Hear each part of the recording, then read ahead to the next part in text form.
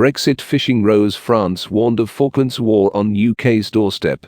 Brexit fishing disputes between France and the UK could continue after one French politician warned of a Falklands war on Britain's doorstep. The UK has secured a trade deal with the EU, resulting in changes to the fishing quotas enjoyed by European vessels in British waters. The deal ensures that 25% of EU boats' fishing rights in UK waters will be transferred to the British fleet over a period of 5 years. After that, annual negotiations will decide how the catch is shed out between the UK and EU, and Britain would have the right to completely exclude EU boats after 2026.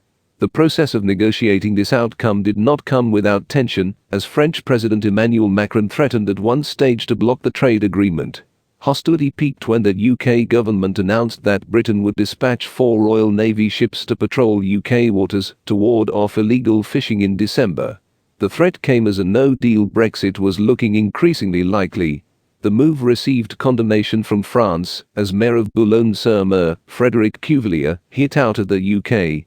He responded, "Do you really want a Falklands war on your doorstep in Guernsey or Jersey? Talk of gunboats may flatter the jingoistic ego on either side of the channel, but it will not help us reach a deal."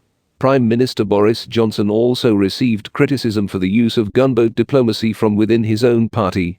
Tobias Ellwood, the Conservative chair of the Commons Defence Committee, called the threat irresponsible.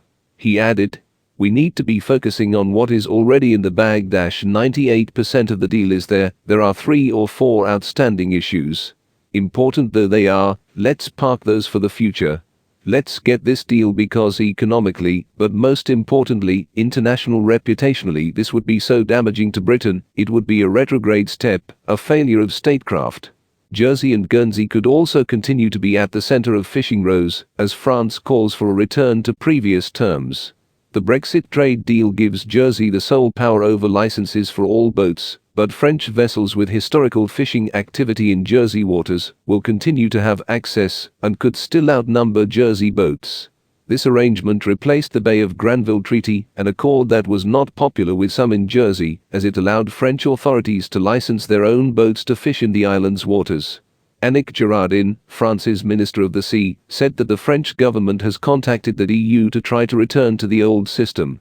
French Prime Minister Jean Castex warned Jersey to honor the Brexit agreement amid a diplomatic standoff.